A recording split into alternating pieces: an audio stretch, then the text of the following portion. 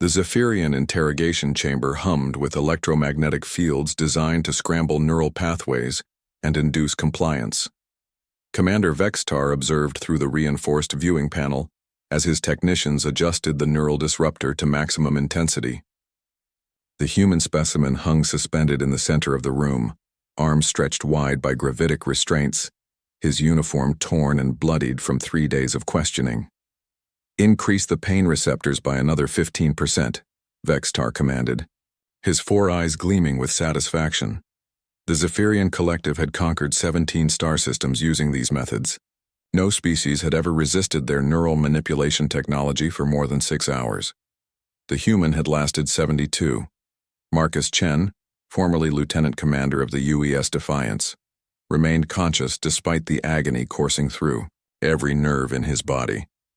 The alien's torture devices sent cascading waves of synthetic pain through his nervous system, but something deep in his mind had adapted. Where the Zephyrians expected breakdown, they found an increasingly focused human consciousness. "Your fleet's coordinates, human," Vextar's translator crackled through the chamber's speakers. "Tell us where your main battle group retreats to and the pain ends." Chen lifted his head, sweat dripping from his brow, and smiled. "You know what's funny about pain?" he gasped.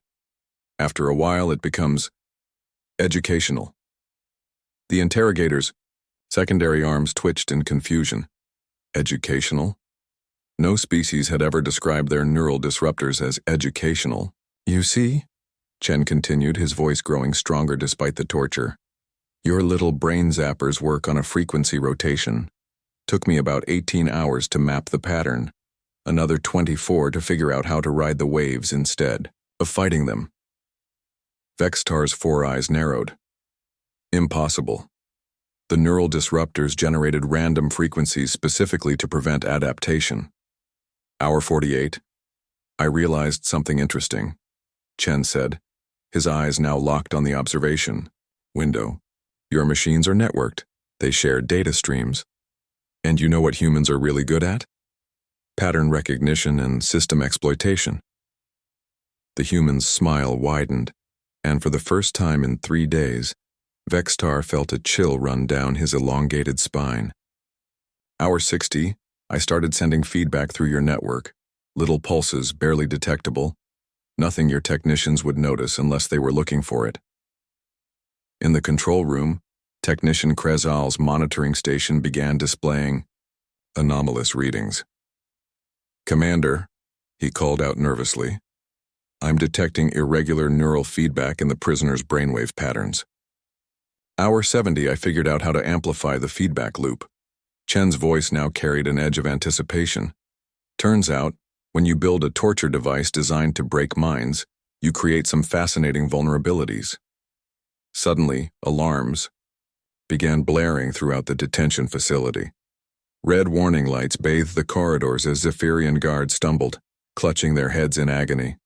The networked neural disruptors designed to share data across the entire prison complex had become conduits for Marcus's counterattack. "What is happening?" Vextar roared, but his technicians were writhing on the floor, their sensitive nervous systems overloaded by the very weapons they'd wielded. In the chamber, Marcus Chen felt the gravitic restraints release as the facility's power systems fluctuated wildly. He dropped to his feet, muscles screaming but functional, and approached the security panel beside the door. "The thing about humans," he said, his voice now broadcasting through every speaker in the facility as he accessed the communication system, "is that we don't just endure. We adapt. We learn. We overcome." Across the prison complex, cell doors began opening. The Zephyrians had made the mistake of housing multiple species in their facility: Altarian rebels, Centauri pirates, even a few Andromedans who'd been captured during border skirmishes. All of them had been subjected to the same networked torture systems that Marcus had just turned into a liberation tool.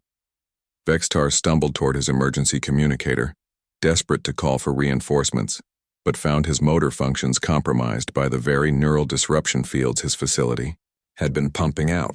The feedback loop Chen had created was amplifying through every Zephyrian in the complex. "You wanted to break me," Marcus said as he stepped into the corridor, where freed prisoners were already overwhelming the incapacitated guards. Instead, I broke your toys, and now we're going to break a whole lot more.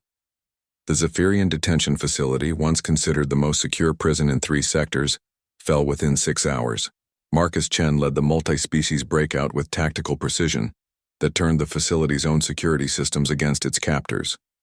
Guard barracks, armories, and command centers, all networked through the same systems that had tortured prisoners, became weapons in the hands of the freed captives.